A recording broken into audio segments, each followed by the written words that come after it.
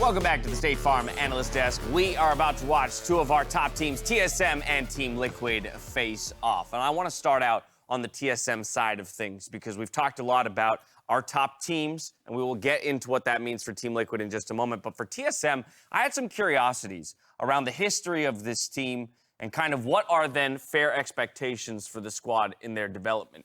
Because they have in some ways been one of our more consistent top teams, but it does feel like we maybe put in an unfair lens or scope on the team at times because of what they have achieved in the past. They are our most winning org in the history of the LCS. So it feels like we come into the split every year with an expectation. Fans themselves of TSM come in with the expectation that the LCS will be won, not just top three, that they will take it all. Well, I think they also set themselves up for those expectations with the amount of money they spend on their roster, how they approach it. You know, like, I don't think anyone on that team is playing right now to not win LCS. And so when that's the own bar they're setting for themselves, I don't feel like we're projecting it onto them.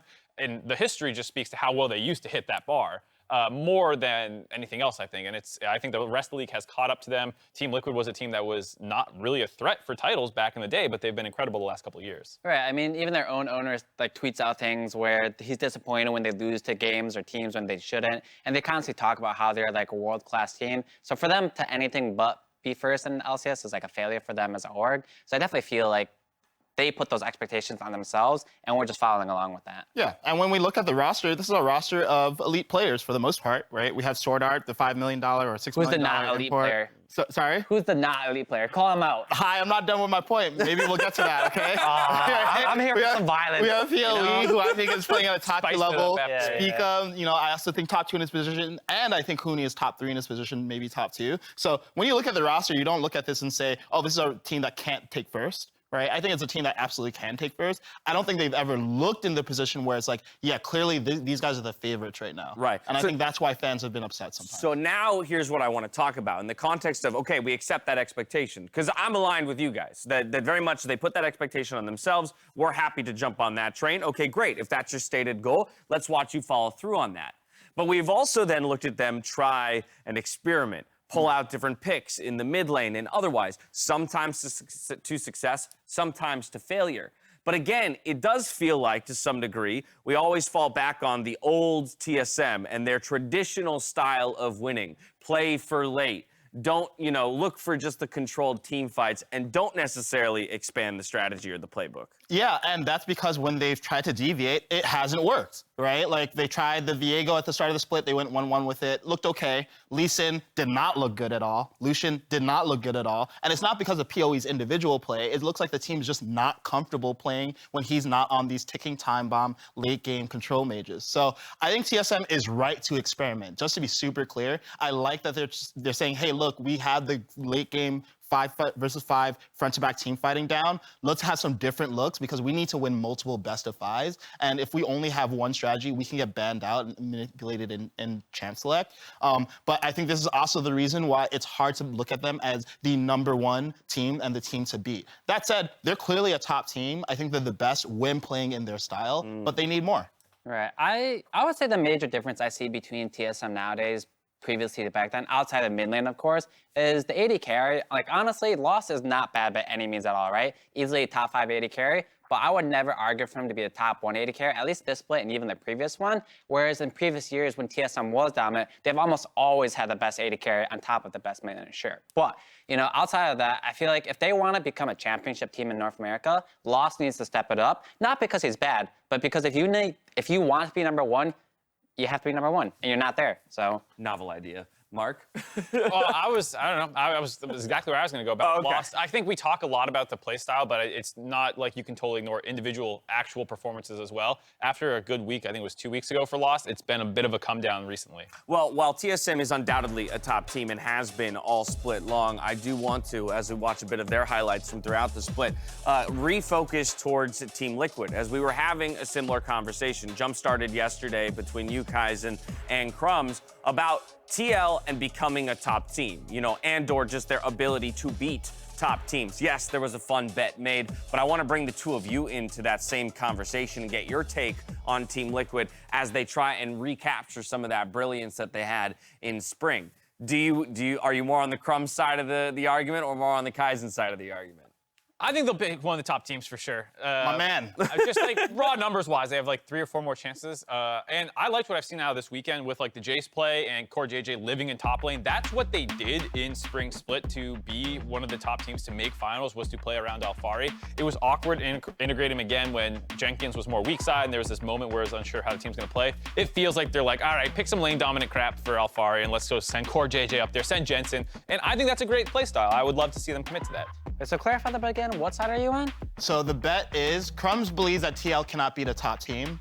I've proposed that if TL does not beat a top team by the end of the regular season, I will eat something disgusting. However, if TL beats a single top team, he will eat something disgusting. Well, I think And top team is team tied or above them in the standings. Right, well, I think he's going to lose the bet today. I personally predicted Team Liquid to win the day. Oh, wow. Oh, Right, okay. so I'm So definitely why? in your camp. Why do you think that they'll win today? Well, first off, predictions for me this split have been awful, if I'm going to be honest. So, So he I don't know about, Start to the argument. throwing darts. I don't know about you Come guys, on. but like yesterday, for example, I went 1-4 in predictions. So, you know, obviously, a lot of teams have shown a lot of strength that you don't expect them to be. And for Team Liquid specifically, I don't think it's fair to like, yes, they were a top team in spring, but they did have the normal roster. Now they don't. It just doesn't mean they're not a bad team anymore. But I think they still can get it. Like, they still have phenomenal players in almost every role. Armeo is still really good at the game, too. Maybe not Centaurian level, but he's still good enough to win. And as LCS has shown, top teams consistently lose to bottom teams and or teams under them. And Team Liquid can do it. Well, this is a win-win for me, I guess. Yes. Because either I'm right and I win the bet versus Crumbs, or I'm right that I think TSM is going to win this game, because I do have TSM favored here. I think TL is still figuring it out and reintegrating Alfari into the lineup. In the meantime, I think Spica and Huni in particular have been playing really well for this team. Okay. And I think have been elite in their role. Right, and when I look at the kind of win condition for TL, I think it's a lot around top side, and I don't think TSM will allow them to get ahead like that. Okay, so we've identified a little bit like TSM for them, you know, relatively consistent, definitely a top team, couple weak points, particularly the bot lane, maybe lost just not being the top tier of top tier 80 carries. When you look at Team Liquid, Mark, is it purely the fact that they've done all the roster swapping and the synergy that they had in spring just isn't there? Or is there a person that's underperforming as compared to expectation, as, you know, as to contribute to why Team Liquid isn't at the top of the standings? Well, I feel like the head coach imploding and all that stuff that happened, Yeah. and whatever happened with Alfari, all contributes to underperformances as a team. And so it's not like you just throw the same 5 players back in and like history didn't happen. Like the last 2 months was not full of turmoil. And so to that point, I feel like there are players who need to step up individually still as well. I think like Jensen has been, is he the best mid laner in the LCS conversation forever? And I don't think he's in that at all right now. So Wow. that's why I do think that there are players who also need to be playing better as well. All right, well, we'll have our first game of the 3-game bet here taken off in just a moment. We're going to hand it back over to Freak and Azale, the Doug duo, for the call. Thank you very much, Dash. Welcome to the Castle Desk. I'm excited to be casting this very next game because the teams are good. It's TSM and Team Liquid. I'm expecting quite a bit of a banger. That's true. Yeah, Team Liquid have been cursed with difficulty, as you've heard on the analyst desk, of beating some of the top teams. I know High said today was the day they'd shake that off. I think they have like taken maybe one game over a team in the top 4, but looking to make it happen here again against TSM. Yeah, we'll see if they're going to be able to do it, but TSM has been pretty consistent. Some of these other teams at the top have been struggling. You know, TSM has not been perfect, have not been, you know, maybe as powerful as the 100 Thieves overall, but they've been looking good. You know, they're one of the top teams as far as the standings go right now. And they've been pretty darn consistent. They have done some branching out, I think, to kind of varied success, you know, with the strategies that they are bringing. I do feel like PowerView looked really good on the RE yesterday. I do think he looks great on the LeBlanc. You know, maybe finding some other things that are more in his wheelhouse, but are a bit of a step away from some of the meta picks could work well for them instead of going towards, you know, full melee, which does feel very far away from his comfort. Absolutely. Here we are, though, looking at picks and bans. Xin Zhao, despite being nerfed in this patch, it was a fairly small nerf. Still, throughout most champ selects, has been a premier ban. Nocturne taken away from TSM, who did have 2 good Nocturne top games, so okay, even though no one else pretty much around the world is playing Nocturne in solo lanes anymore, Huni has looked pretty good on it, so okay, that's off the table. And I like that kind of ban, right? Because you're never going to play Nocturne top yourself. Nocturne jungle is mostly gone as well, just because people value the flex pick of it in general. So okay, sure, it's a one-sided ban. It's the easy one to put on the list. Yeah, absolutely. I mean, back-to-back games from Huni. He even brought up the Nocturne with Ignite on top. Yeah. Ignite TP, so that was a bit of a different look. Slingy has been very comfortable with Kalista really rising in priority, has been incredibly strong these days. Gwen notably open, Varus notably open, and that will be the first pick here for Tactical. Yeah. Going to be interesting to see what the pairing will be. If Lost and Sword Art want to look towards something a little bit more on the scaling side, things like Aphelios Thresh, a very common pairing, is available. Yeah, cool to see the sort of idea from the TL draft. Like the first two bans was like, look, we know we're not going to go for these right away. The third ban was, hey, can we get Varus uncontested? We can. They went for a Viego ban. Hell yeah, we're in there. So nice little plan to get a bot lane advantage. You're expecting this to go well for TL off the priority picks.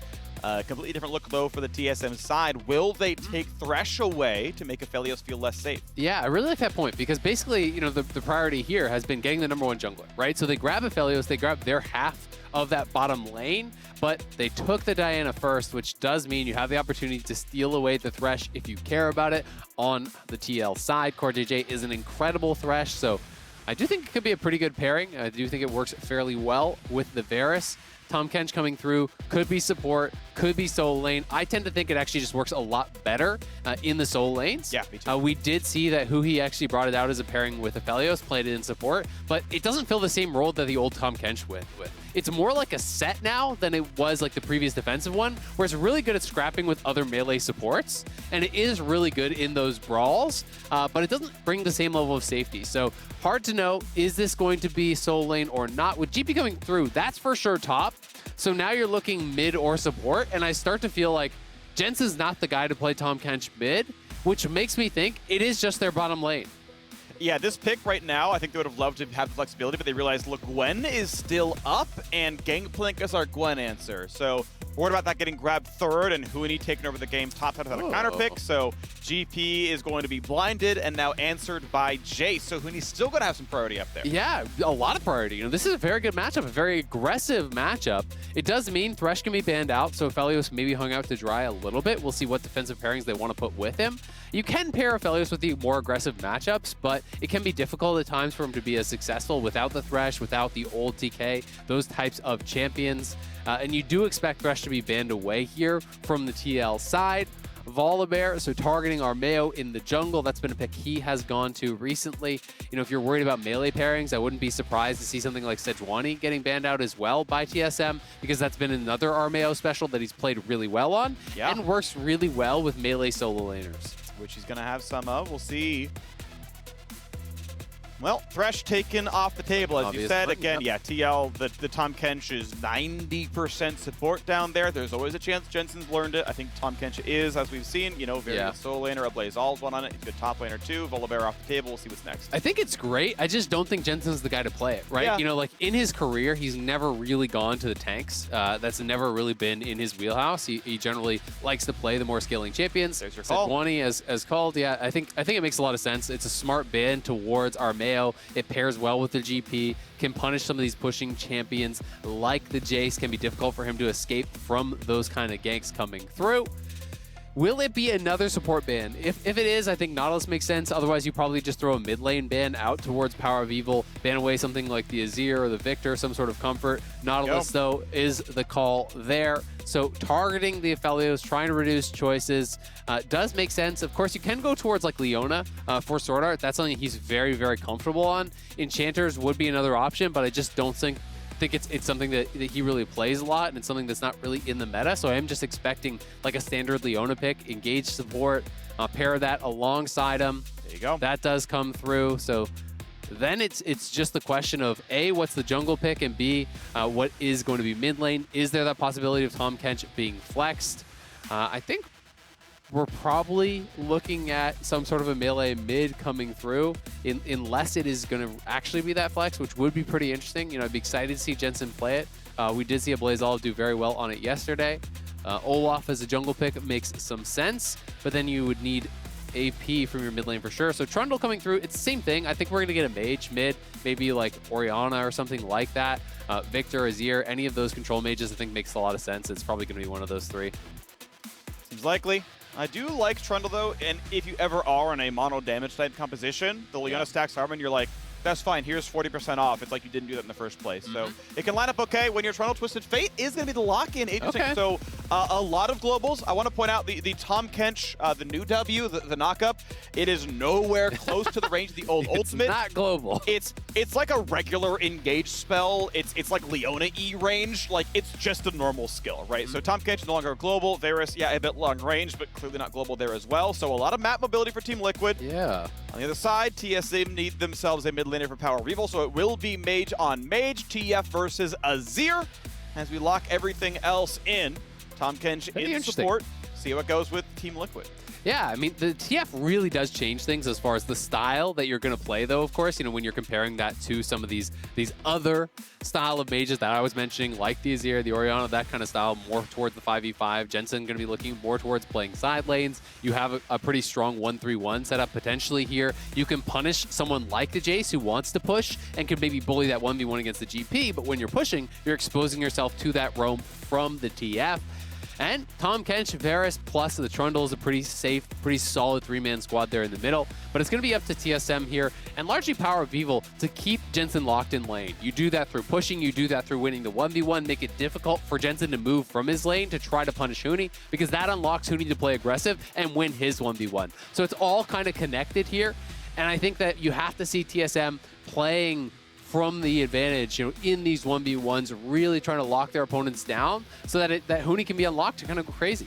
Alrighty, on to the Rift we go. Team Liquid and TSM, the latter currently in possession of a playoff bye.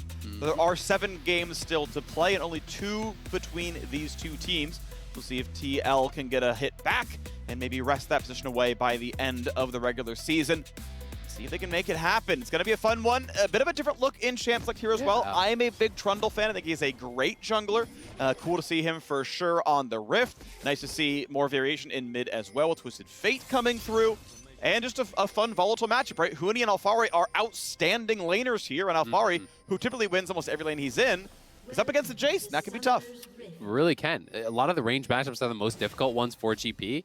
I mean, let's be honest, GP's trading pattern is very simple. You melee a minion, you get combat, you get the grass proc, and you Q them, right? Yeah. And when you're playing against a melee champion, often there's not really much recourse for them. They kind of just have to take it. When you're playing against a champion like Jace, can be pretty dangerous. Ooh, I like that. That's a cool level 1. Didn't actually find anything with it, but the W start from Core JJ is pretty interesting, because if you're in Tribrush and you get knocked up there, the timing was pretty good from TL coming in from multiple angles. So TSM was stacked, they were ready, but I always appreciate the pre-planning on these level 1s. They don't always pan out, but there's very little cost to it because everyone was around him had there been someone in that brush. So pretty cool stuff. Jensen gold card's the guy, and that's, you know, you can flash follow kill. Like that's just Huni down first blood, and if he flashed the way, that's him down flash. And guess what? You win top lane now. Congratulations. Exactly. I mean, you can't push then because you're worried about the Trundle ganks and stuff. Yeah. Huni is taking phase rush, which of course is very standard, especially when you're playing against Trundle and you're playing solo lane. It's so standard to go phase rush because Trundle's gank setup is just as slow, right? And phase rush kind of just invalidates that for the most part, as long as you can proc it quickly. I will say this is actually one of the best games for a Trundle, and there's like 4 reasons why as a Trundle secondary. All right, so number 1, anyone who has plus armor MR on the kit, which is Leona, 2. Outstanding, feels amazing. Number 2, she's running Aftershock, which is more armor MR to wait to steal away. You pull that fool in negative, feels outstanding. 3. Number 3, which is going to be a bonus because there's 4 of them who apply to this rule. If you don't have natural self-dashes, Pillar screws you. Phase Rush is pretty good, so Jace only half credit. Okay. But what does Aphelios do against Pillar? He flashes the Pillar? What does Leona do? Flashes the Pillar? What does Diana do? This one's taking too long. Dashes into your team and dies? Yeah, we're good. 3.5. I got 3.5, all right? All right, I respect it. Thanks. Good job. Anyway, Pillars are really good against TSM's team, and the Subjugate or King's Tribute also really good against TSM's team. I love the pairing with Varus, too. When I'm playing a poke champ, Trundle There's Pillar sets it up very, very well. Good job. We got there. Thanks, man. So we're seeing the push here from Power of Evil. He's playing Comet, lane dominant with the rune setup. That's what you want to see, because the way you deny TF from really getting out of lane and doing what he wants to do is just by poking him out, by locking him in lane, by getting the push here. Early on, though, Alphari with a great job here, getting those early trades. Does take a tower shot, but it wasn't heated up, so it's not the end of the world. And Jace doesn't have a lot of sustain built in. You know, he might go towards Eclipse and get that sustain there, but they're actually setting up for a potential dive. Spica is in the area, so I think there's not really that much chance of this working, but Spica's a little bit slow. They TP in the mid laner as well. Here we go. Big damage on Huni. Knocks him back. Flash out of the turret. First blood comes through to Trundle. Red buff doing some work, but now PoE is in, and Armeo, yeah, he's gonna smite for some health. He's gonna auto Krug to get some more, but there's a red buff on him, and he is dying. Spica gonna take the kill. Might have tried to head off Power Reveal, but couldn't quite make it happen. Spica gets the trade kill. Nicely done, but that's actually huge, because Jace loses all that farm. That is the biggest deal. They get first blood, plus all the farm denial. So Huni went back to base with 10 CS, right? And he's not going to get an effective buy as a result. I think Spica tried to be a little bit too clever there. You know, he was trying to kind of lay a trap. So notice how far Spica back he was playing, right? He was thinking, okay, it's just going to be the 2v2. They're going to start for the dive. Huni's going to live a while, then I'm going to come in and I'm going to clean him up. In this situation, I think they just underestimated the TP coming through, and had he just been under tower with Huni, I don't think they can actually pull off that dive. So he was looking for greater rewards, but he was at a greater risk as a result, and it ends up going in TL's favor. A nice aggressive move towards topside. You like seeing the TF get up there, and the strong early laning from Alphari really did set it up, because Huni was down to like 20, 30% before they even started, so. Flash of gold card, knock up for Tom Ketch, not gonna be there in time.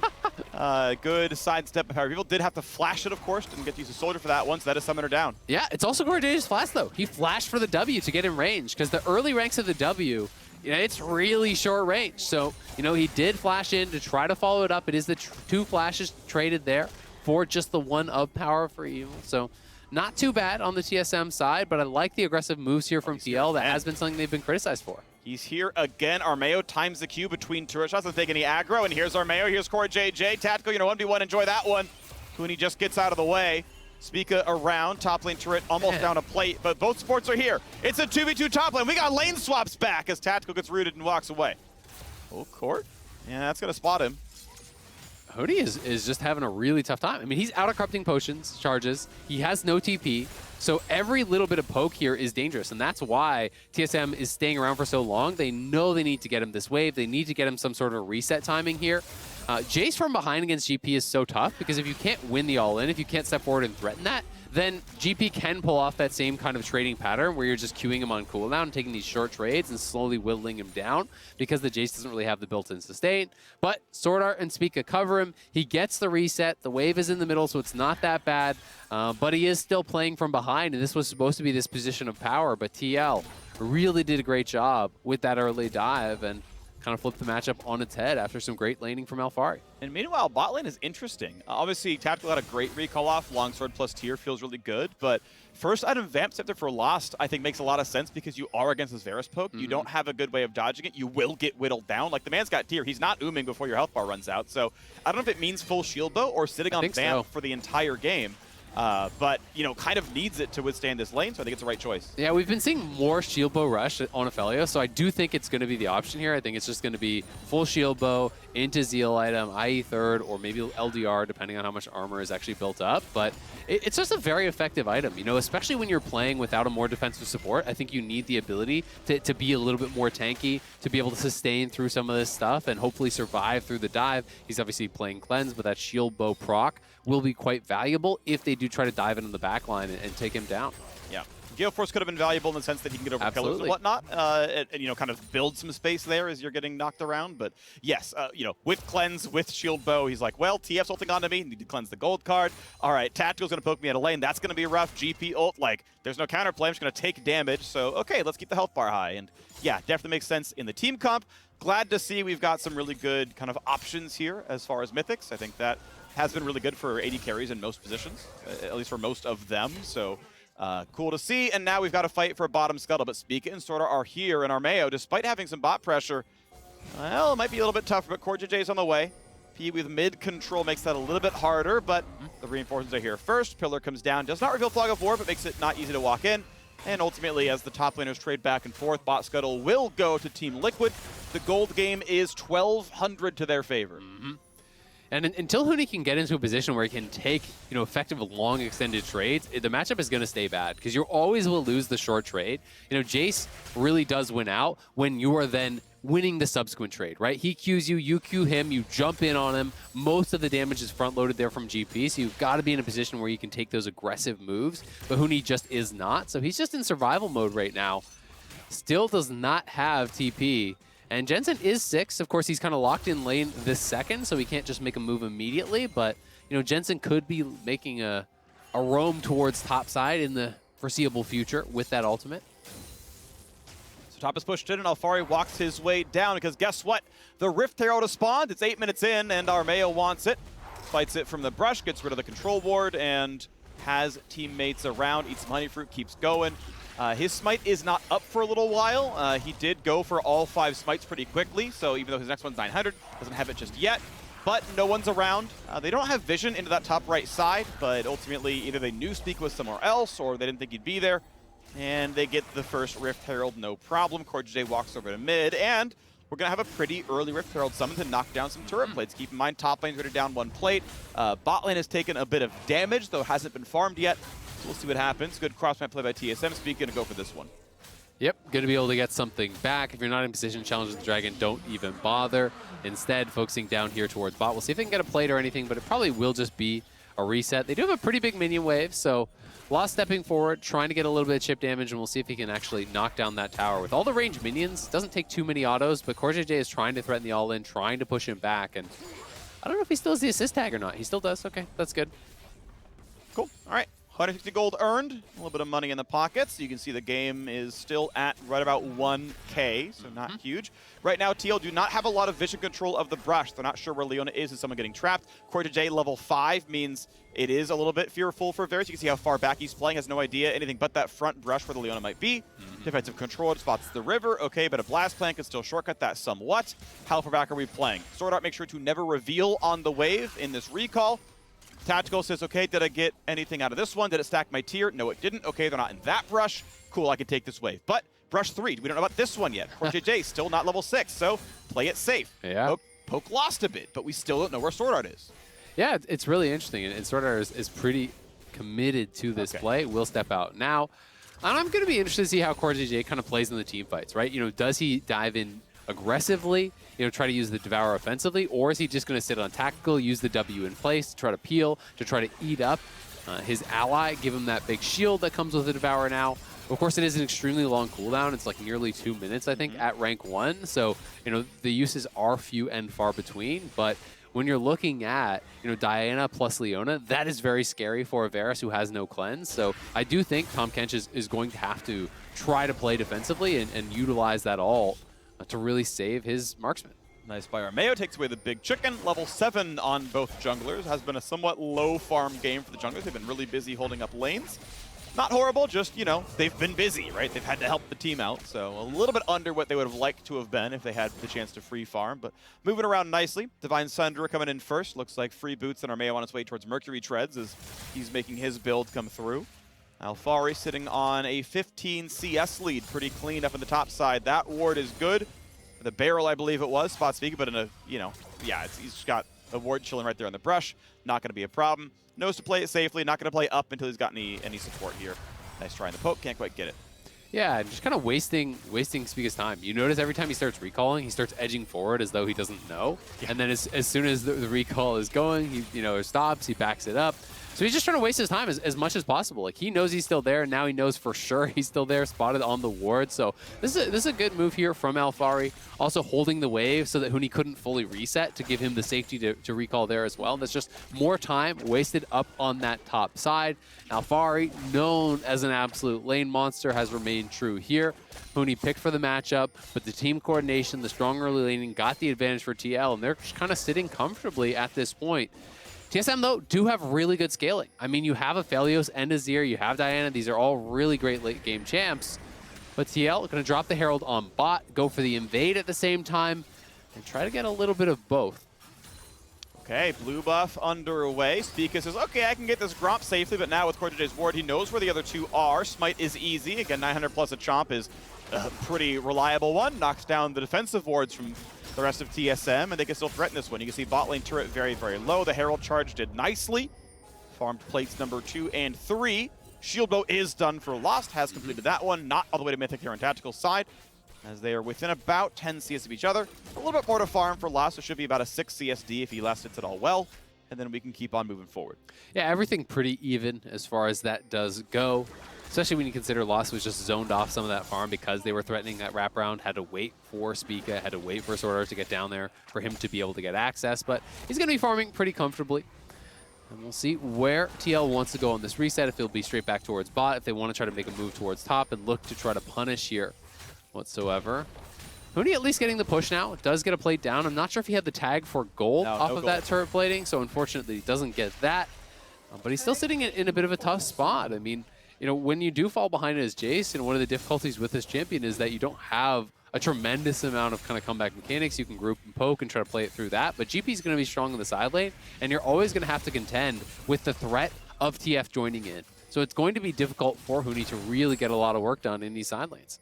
Power spike in, Divine Sunder. Alfari can finally one-shot Cassius with a parlayed barrel, which auto the melees a few times, and now it's time to just earn money.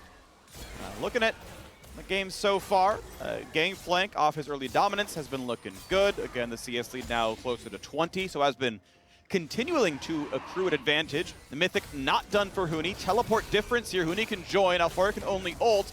Does TL fight for this one? TSM have Dragon number 1. Armeo has a Blast Plant, has a Flash. Not going to go for this one. Claimed. TSM 2-0 on Dragons on the way towards Cloud Soul. Ulti coming across for Jensen. Not going to find a good target yet. CoreJJ nearby. Leona going to stop the chase. Decent damage coming out from Lost ulti as well. Just really slows him down. And honestly, TSM, they saved their teleport. They burned GP ult. They burned Twisted Fate ultimate. They got a dragon. Well done, TSM. Yeah, well done by TSM there. I think TL, after they went for that kind of semi-engage, were hoping to maybe get enough poke down that they could take the mid lane tower, but Alfari here on the wraparound. TP's coming through. Dangerous for our boy Gangplank because Power of Evil is here, jumps over. Alfari has flashed back to his turret, but it's a 4v1. You flash and you're still just gonna die. Alfari takes the wave and takes an L. Spica claims the kill. Great move here from TSM. They get the dragon on the bot side. They get back towards top and they punish. Plus no TP on the Gangplank. Means this tower is going down here for the Jace. Nicely done. Huni gonna get first turret to himself. Well, not first turret. Bot lane first turret was a while ago. I take that back. But first turret that he took. First turret of TSM's game is on that one. It's not worth any extra gold or anything, but it is still money in the pocket. Get a gold star afterwards. It is a gold star. I agree. That's actually pretty apt here. So there we go. Claims Rift Herald number 2. TL got the first. The TL, honestly, 3-1 on epic objectives so far. We'll see now which turret dies. I really, really do like, because of the changes 3 patches ago, 2 patches ago, trying to find a tier 2 turret in a side lane to kill a second Herald. Because it's just worth 50% more than the other turrets on the map. It's just a really good surge of gold to go for. It makes it really worth trying to get that as your objective. Absolutely. And so, like, hey, if you're willing to steal a red buff because the gold difference, you should be willing to try to get the side lane tier 2. Now, this is a pretty big swing potentially in the matchup now that Eclipse has actually come through. You know, Huni is going to have some sustain, is going to be able to shrug off some of this Q poke, so he may be able to then look for the more aggressive extended trades that I was talking about, and that's the kind of position that Jason needs to play from. So, got some help there. They made a good move towards the top side. He got the turret gold, and he's playing from a pretty good advantage. You can see TL trying to threaten a move down towards bot, but Spica and Sorter are actually covering the push here from Power of Evil, and that's just good play, because they know that Azir in the side lane is going to be vulnerable. They push back the TL members, and now they're trying to be first to collapse here. Will they actually commit to it? No, Alfari getting attacked. What else is new? I feel like he's been really taking a lot of pressure since his return to the roster. Yes, his CS leads are good, but here we go. Armeo wants in. He's going to be stunned up, though, and bursted on. Can he get the ulti off? Not a chance. He casts the spell, but dies right away. Nice flash by CoreJJ. Gets away from the Shurima shuffle. Nearly a second kill thanks to Power of Evil. TL walking away, but clearly TSM have done well to answer with kills.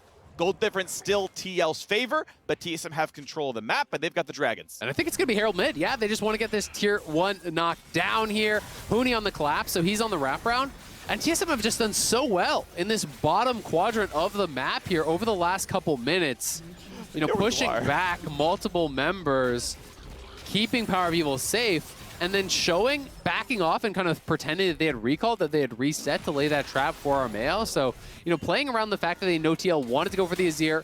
Here is TL one more time. Swordart in trouble, and the TF ult's coming in. Has Flash, wants to save it, but no, there's no way out. He knows he's done for, so takes the death. Alfora gets the kill credit with the cannon barrage and his own auto attack, so nicely done to get something back.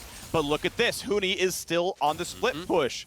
Thinking back to his SKT days back in around 2017, on the sideline, on the Jace, gets a big lead and shows up when he needs to, but he's going to play for himself, and it's going to work.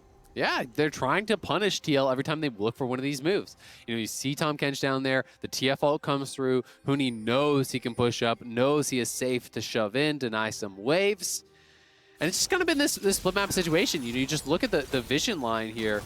Set up on that bottom side. You know, it's all this vision around this bot side for TSM, and up on the top side, it's kind of this line of pink wards across here for TL. So they're trying to set up the safety net for Azir. Azir is not a side lane champion traditionally, and as a result needs more support to actually be safe in these moves. That's why Swordart has constantly been hovering down here. That's why they have all of these wards committed, so that PoE can push up, can get this farm, Lost gets the safe lane mid, and Huni's just kind of on his own top because he is more of that intended strong side laner. All right, bot lane under fire. Dragon up in 20 seconds. Power of Evil unchecked down here, but mid lane's being attacked as well. You can see the power of that pillar. Lost has to flash to survive it because he was definitely dead to Varus ulti afterwards, and you can't miss that without flashing. So that was pretty big. Mid lane kill happens on the turret. Bot lane the same though, and it's time to coalesce around this dragon. Yeah, and Jensen's up on the top side. He does have TP, but doesn't have ult. We'll see if he wants to join because TSM are just forcing the issue. They see Jensen top, so they want to start this fight immediately, force Jensen to react, or just take the free dragon. Smite. Oh, snipe. Oh, that was actually close. Yeah. Down to about 107 HP there, I think. It looked like Spica didn't stopped have damage smite, for a did he? second. Yeah. He stopped damage. It felt like he stopped damage. Like, I don't know if they had vision on the Varus or not, but it looked like they waited for a second. Arrow came in. Okay, cool, last hit. We could watch that again. There's likely to be a replay because I'm very curious if that was planned around and if they even had vision for Varus. Just based on the cooldown that Spica had, I don't think he had smite at all available for that. Yeah, so, yeah. So you know it gets low. You're expecting some sort of skill shot to get thrown over the wall. So waits it out. Smart play from him. TL though not overcommitting. They take the top tier 1, but this is now sole point. Right? And the Cloud Soul here is actually pretty decent, especially if you're trying to play in side lanes, trying to answer the side lanes. Move speed always very valuable, especially against some of these more binary champions. We'll see if they do have any sort of vision. Spica does have smite. Okay, yeah, so he did actually just smite post. So that was just smart. He paused at about 1,000, 1,100. You know, just making sure that the skill shot would come through, then secures with the smite. Smart stuff from them. And we'll see if TL is going to try to contest at this next dragon. Cloud Soul, not the most desirable one. Most pro teams don't play around it very heavily, but still, if you're trying to play 1-3-1, I do think that the move speed is a big deal in the side lane. Yep. It's harder to actually be safe pushing out these side lanes. You can get more easily chased down, you know, not only by Huni, but by the potential collapse from Spica as well as Swordart. It's interesting. TL actually really wants the ulti haste. It feels like they're going to play more around. GP, TF, Varus, so big. Yeah, those are pretty meaningful. Leona's is so short that, like, you almost don't need it. It's up for every fight, and it's never up twice in the fight, so you're never getting like the next break point. But yes, we'll see if TL can find their way back in this one. They've held the gold lead, right? It has been a fairly slow game trying to play really heavily around global. But they've just given objectives, right? TSM have gotten almost every single one of them for the last several minutes. Obviously, 3 unanswered dragons. They got the second Rift Herald as well. And at this point, really, the gold lead that TL has is just Gangplank passive. Yep. And if you trust solo queue data as measurement of pro play as well, Gangplank is an early game champion in that, like, most of his wins actually come from fairly early surrenders. It's the early dominance, the early spikes, the grasp Q poke to win lanes. He actually doesn't have, at least win rate-wise, the best late game. Because eventually he caps out on items, and then everyone else just keeps scaling past him. So yeah, you know, if you go to super late game for sure, right? But yeah, it does actually decay after like the early surrenders for solo queue. This can of course be different for pro, but just sharing the info that I have. Yeah, I mean, it's interesting, right? You have to think about the situations in which Gangplank really succeeds in late game, and generally when people are talking about Gangplank being beast in late game, they have in their mind that image of the one-shot barrel, right? Yeah. Where your 6-item GP, the barrel hits the carry, and you're like, well, we win. Yeah, but that's also rare. It is, absolutely, right? And that's why it's always contextual, and it's kind of makes League of Legends, to me, much more fun to think about, right? It's thinking about the situations in which champions are really powerful, because there are pros and cons to all champions. Not all champions are strong in all situations. So, you have to think about the ways in which you succeed, the ways to play around your advantages, not only champion-wise, but compositionally, right? And that is then taken to the next level at pro, where you have two teams trying to, anticipate what their opponent's advantages are and answer those, or anticipate their moves based off what you would do in that situation. And that's where it becomes this kind of back and forth game of chess that I think is so fun to watch. It is really fun. And right now, we have an Aphelios who is scaling. He's on Shield Bow Hurricane, on his way to item number 3. Infinity Edge, almost certainly. You don't have as well that much armor stacking. It is going towards a Randuin's Omen on our Mayo side. That's going to be a little bit difficult to deal with, but CoreJJ on a support budget has pretty much 0 bonus armor at all anywhere. I mean, the straight-up DPS from the TSM side is just going to be way higher, right? You have 2-item Azir, 2-item Aphelios. It's not close. So it's about playmaking for TL. They have got to get picks with this rapid-fire Everfrost type setup. You have better engage, you have better picks with the long-range gold card, with the root over top of that. But your team fighting is weaker with this build and just with this champion compared to your opponents. So, they have got to get side lane advantages. They've got to find a way to catch TSM out, split up, get a kill, and then collapse off of those types of moves. Because if TSM can keep playing at this pace, can keep keeping their side laners safe, keep setting up for the 5v5s, they will get the soul, and they'll be just sitting in such a comfortable position. Nice by Alfari. Notes Huni auto-attacking, gets the Q in early. Well played, actually. That's pretty clean. Gets the wave down. 2.5 remains the gold difference. And again, we now fight over the dragon. The 4th and final maybe for TSM as they push towards Cloud Soul. Squires Whim is good. Teleport's coming across. First barrel combo does not land on anything. No Varus poke either. Finally gets a Q, but Sword Art blocks about half with his own W activation. Ward control going the way mostly of TL, but TSM unperturbed. They knock down the barrel. 10 gold to Huni. His poke's not going to land. Gate gets them in. Looking for the play. Big damage, but Leona is not an easy target. They don't actually go for that one. They're just trying to play it slow, right? Yeah. They're just trying to actually poke them out. They're going to try to use the Jace, or excuse me, like poke out this Jace, poke out the members from that TSM side using the Varus, the Trundle pillars, the wild cards, barrels over the wall. So I think they don't want to hard commit because they're worried about the potential of the Diana flying in, the Azir flying in and knocking them down. Azir Aphelios team fight is just brutal, so it is poke and TL not letting TSM get the dragon low, not doing it themselves, not playing around the steal. Lost at half. And Lost has a wave down in bot lane, but if he goes for it, I think they could just start the fight and TL get dragons. So, still playing it around. When's the engage come in? Spica waiting in the wings, has a blast plant, could jump to dragon, and use that as the way in. And nice poke on a tactical Huni, doing most of the lifting there. He's been revealed. He's been spotted by the Scryer's Bloom, and Gangplank is on the way back down to fill it, and TL have to give it up. Huni pushes him out of the fight. Who's got the better poke? It's Jace. Yeah, well done there from Huni. It was kind of this back and forth battle of just who is going to have to give it up first. A lot of good early poke came down from TL, but it was actually one of those situations where Green Gun was pretty effective there for loss. He's able to have the long range Q poke with that. You have Jace landing these shock blasts. Diana's trying to throw Qs over the wall. Everyone was trying to contribute, and it just ended up being Tactical taking a few too many shots. And I think in those situations, you could be somewhat critical of CoreJJ and Armeo for not tanking more of those. Having the Tom Kench, you keep eyes on the Jace, stand in between them, try to take those shots. I'm not sure if the read from CoreJJ and Tactical was just that Tactical will just dodge them and no one will get hit. Yeah. But you definitely don't want this Varus to be eating too much poke because he was their main win condition in that fight. He was the guy that was supposed to stay there, soften them up, and then maybe find that hard engage after they're already low HP. Minor point, Armeo pivoting his build, had double recrystal, sold one, has gone Glacial Shroud towards Frozen Heart now, so going more for the ability haste, and wants the attack speed slow for Lost.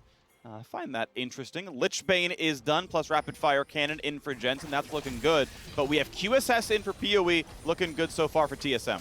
Yeah, so I think he wants to get the CDR, just get that pillar cool down low. CoreJJ, though, he's going to go in for the W. Gonna find the no knockup, but he will find some slows. Stunned up. Armeo marked by Spica. Look at the front lines back and forth. Everfrost slow coming across. Now Alfari forced to run backwards as Jensen wants to re-engage. Big damage out of Diana! And Tactical is gone. Armeo gonna front line. They might trade back Sword Art. No, he's gonna live as well. The Azir Soldier's not letting TL walk forward. TSM take the 1-for-0, and they're right in front of Baron. Spica just deleted Tactical, and he's one of the strongest members for them. TL low health bars here also.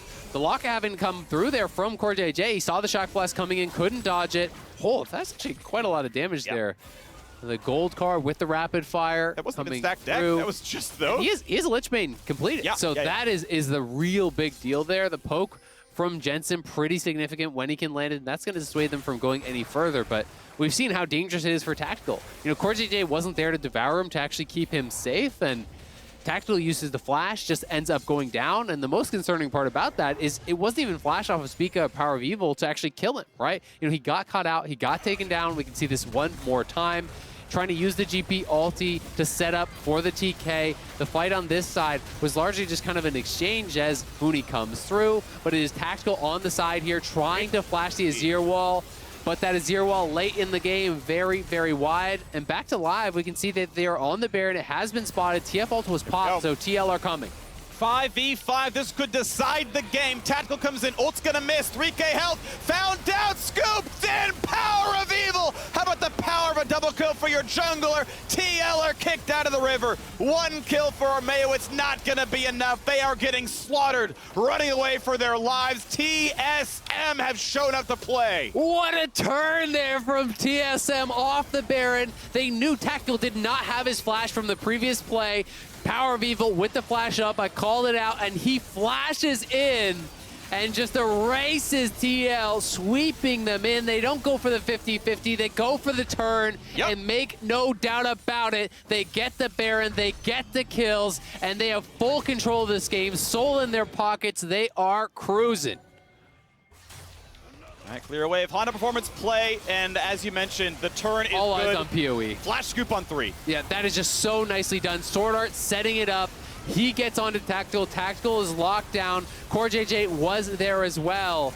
But the Devourer does nothing if you get scooped in too, and Power of Evil caught all of them. The turn was very crisp there from TSM, clear comms, no one staying behind on the Baron. It was clearly a call. Everyone turn instantly, kill them. We will then go back to the Baron.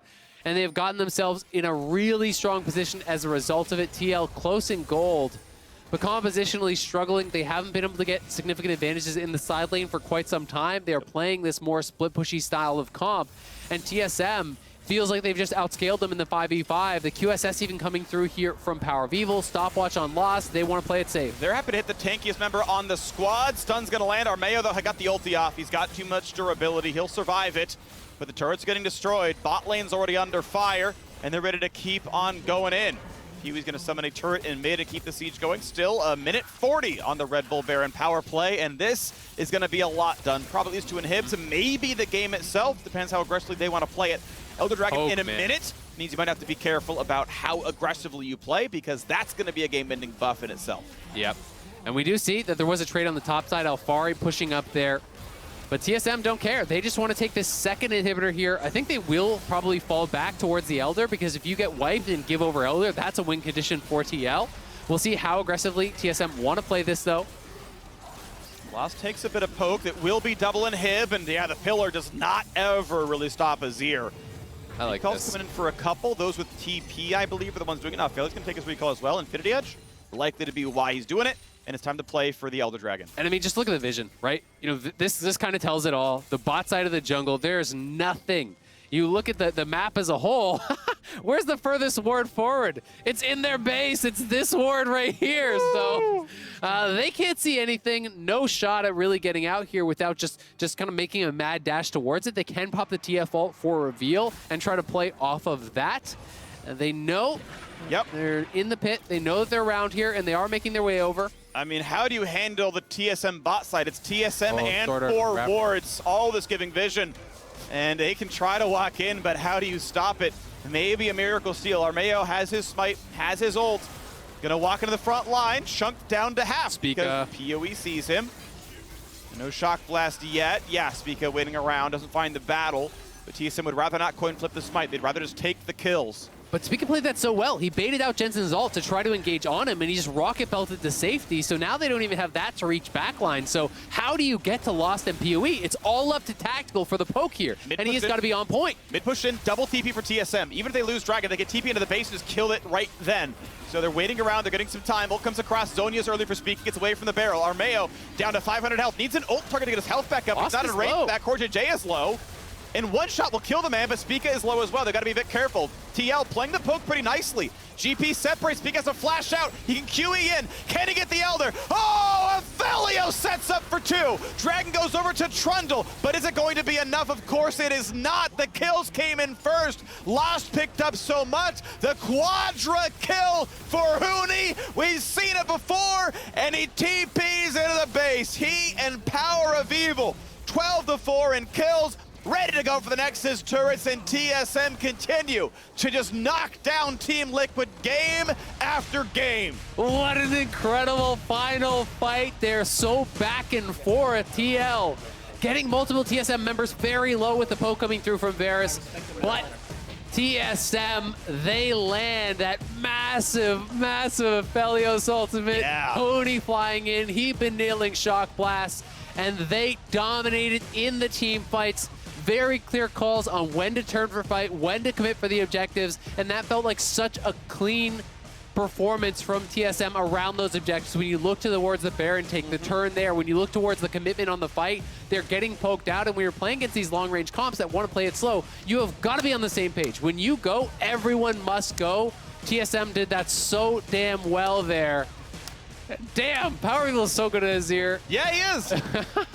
I'm happy with him playing the champions, man. There are plenty of good mages still in the mid lane. I know I see the Twitter comments, the Reddit comments, like, you clear a game like that, like, clearly the game still allows you to play Azir. Like, clearly the champ is still good, just play well. And, I mean, Viego got nerfed for solo lanes, Sure. Nocturne got nerfed for solo lanes, That helps. Sin got nerfed for solo lanes, That helps. Lost Scepter got buffed. So I don't think you even need to play it. Here it is one more time. You know, Varus have been poking them down. They're trying to use the Varus plus the Trundle combo. Spica's incredibly low, and this is where you're starting to think, you know, one more big arrow and Spica are lost, and you could maybe just win this fight. But they stack up here. Look at Lost stepping forward. This hits all 3 of them, bouncing everything. That damage was insane! The Shock Blast coming through at the same time. The go buttons are pressed. They are immediately in there. Great team fighting there from Lost. He saw the opportunity as TL clumped, because really, you know, one WQ from Varus, if that actually hits him, he maybe dies from the health that he is at. He did have lifesteal, but they didn't give him access to the dragon to actually get it. They did a good job zoning him off every time he stepped forward to try to auto. Jensen was stepping forward and saying, no, you can't. So, you know, it really was this back and forth. Really fun fights to watch. Both teams playing out very different comps, and this was a good game. It was a good game. Well done to TSM. The bot control really was it, right? Like, they got the dragon stacking. That's what kind of led their way in. So good job, TSM. A good win. I think they're tied right now in wins against 100 Thieves. Now, before you go to the break, if you enjoyed our featured Pro View matchup this past game between Sordo and Core JJ, consider purchasing a premium subscription so you can watch them battle every time. And if you're on the fence, allow me to sweeten the deal. Starting tomorrow, you can watch all 10 POVs. The incredible 5-game series between Team Liquid and Cloud9 at the mid-season showdown. That series was sick. It was a very, very good series. Now, we are stepping away, but when we return, Dash and the State Farm Analyst Test will be breaking down that TSM victory. See you there.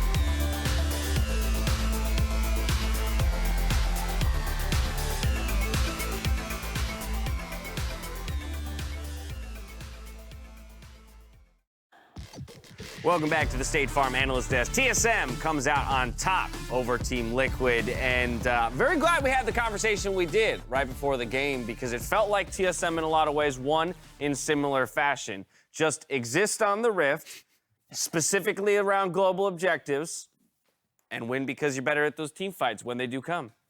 I love it. This is actually my favorite version of TSM. It's a TSM that understands our win conditions. First of all, let's just make sure that we got the dragon stacking going because we know we have the comp that scales better. So let's just not be put in a position where late game TL can compete. So we see here at TSM, they just go for a dragon and they decide, we're actually not even gonna take a fight. We don't even need to take a fight that's a 50-50. We can just disengage and instead focus on making plays in scenarios where we just have more people on the map. Here we see Alphari actually got a lead in the GP versus Jace matchup. So TSM says, hey, we need to unlock Huni to be able to split later in the game. So what we're gonna do is just send 4 people top. We're just gonna dive Alphari, and now this restabilizes the lane so that Huni can split push later. And then finally, I love this play from TSM because it shows what they're really good at. It's anticipating and then punishing the enemy's move. So they have Power of Evil pushing in the side lane. They know that someone has to react to him. So instead of going for the proactive play here, they make the reactive play, wait for our mate to show on Trundle, and then punish him. So I love this from TSM because it shows that not only do they understand their win conditions, they also understand their loss conditions. Not all of that was just sitting around objectives, mister. And the other thing I wanted to point out... Okay, fair. The other thing I wanted to point out was the CS, and specifically the gold lead at 15 that came from that, because Team Liquid made a couple plays, but a lot of their gold lead was just passive income gain from GPTF, and it made the gold lead look like they were in a better state than they were. At 20 minutes, it's like, oh, 3K gold lead. I think as viewers, we're trained to think that gold lead equates to actually game state lead. But with all the dragon stacking that had gone on, the fact that they're going to outscale so hard from AD carry in mid lane position that, like, actually TSM was in a great spot despite how those numbers would normally make you think, oh, TSM's in trouble. Right, yeah. You tune in at 15 minutes and you just quickly look at that goal to go, wow, Team Liquid winning Looking this good. game. No problem. Yeah, exactly. But to your point, understanding win conditions, knowing what they need to do, even in a gold deficit, they find it. Right, I actually think Team Liquid was in a winning position this game. That gold lead does matter. You can't just say 4K gold is nothing. Yeah, it's True. a bit inflated because of GP and TF passive. Gold is gold. However, yeah, you're still 4K gold up ahead, you know? It's not like it's fake money, like you're not wearing fake Gucci or something like that, you know? My problem here is that Team Liquid, they don't understand how to play their team comp. Most of this game, they're trying to fight objectives or going for team fights. You literally have a Twisted Fate on your team versus Azir. I promise you, every single team fight, Azir will do more damage than Twisted Fate every single time. That situation right there, Jen should just be sitting mid lane. He has his ultimate up, hit those towers, make TSM do a bad decision. Don't go into their hand where you fight them. Even in a situation where they get air soul, it's an air soul. You don't care too much about that. So be willing to take gold on the map to trade objectives so that you can just win with item advantage. I think, the Cloud Soul is a good point about it, but it was still a situation where TL giving up that many dragons in the early game, despite having what should have been arguably winning bot lane with the Varus and the TF global pressure, I think that's why I don't think the game state was that great for Team Liquid, because you're splitting the TF, he ults the dragon fight, or you get objectives on the other side. I don't think they want to lose Cloud Soul. It's going to make it easier for TSM to react to things on the map and stuff. So I understood why they were panicking. And then they also have poke. Both teams have poke advantages, and the other team just has better scaling. So I felt like TSM was like chilling there. They could have sacked that dragon, and the game state would have been fine for them. They actually didn't even need to win that fight, but they did. Yeah. Where I do agree with Hai is that they weren't playing TF correctly for the most of the game. Yeah. Right? Like, I saw maybe one good ult from Jensen where I feel like it made impact on the side lane, but this was a scenario where Huni was behind early, right? They didn't really punish him after that first dive, and I feel like if you're TL and you know that you have the TF versus the Azir and you're gonna get outscaled in team fights, you need to look to punish the side lane as much as possible. And here, it's pretty funny to see that the game ended up with Huni getting a quadra and, punishing TL because he was actually behind Alfari most of the game. So I think what you saw here is that TL sort of defaulted into TSM's game plan, which is look for the 5v5s when they should have been looking for abusing the globals in 1-3-1. All right, so just to really quickly re-hit the conversation around TL against top teams. They didn't take down a top team this time around, but do you still have confidence in that bet you made with 2 more shots that they will? And if so, why? What's different about their future matchups, or just about what this team has shown that makes you confident? Yeah, so I did think TSM was going to win this game, but I still think TL is going to be a top team because we still see some of the strengths of TL come to bear here. We saw Alfari get counterpicked and still get a huge lead top. We saw that TL tried to facilitate a lead and then they lost focus a little bit. I think this is one of those games where it's allowing them to remember, hey, how do we actually win games? It's by continuing to hammer top, not just send one gank there. So I think against other teams, they're going to do this better than they did it against TSM. So quick question, really quickly. Do you think Team Liquid will win or the enemy team will lose? Like, are they going to throw? Because when I was siding on your side, I don't know if that's a quick I was in the answer. impression that the enemy team would throw, not that Team Liquid. You can plead the fifth. You can just That's ignore. a deep philosophical question. Yeah. I think TL will outright just win a game. I think they'll actually look good. I can They respect have. that. They will win a game, but not this one. It's TSM who comes out on top. Control, control, control, control. Smooth victory for them. We're stepping away. When we return, it's Dignitas Quantum Pay facing off against the Evil Geniuses. We're talking front runners for this Split's Honda MVP. Right back here on the desk. We'll see you soon.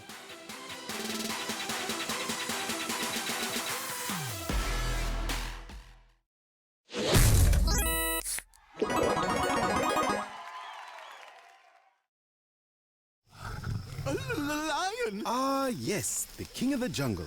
Time for a Red Bull. Red Bull? Still, you'll never be faster than a lion. I don't have to be quicker than the lion, just faster than you. Red Bull gives you wings.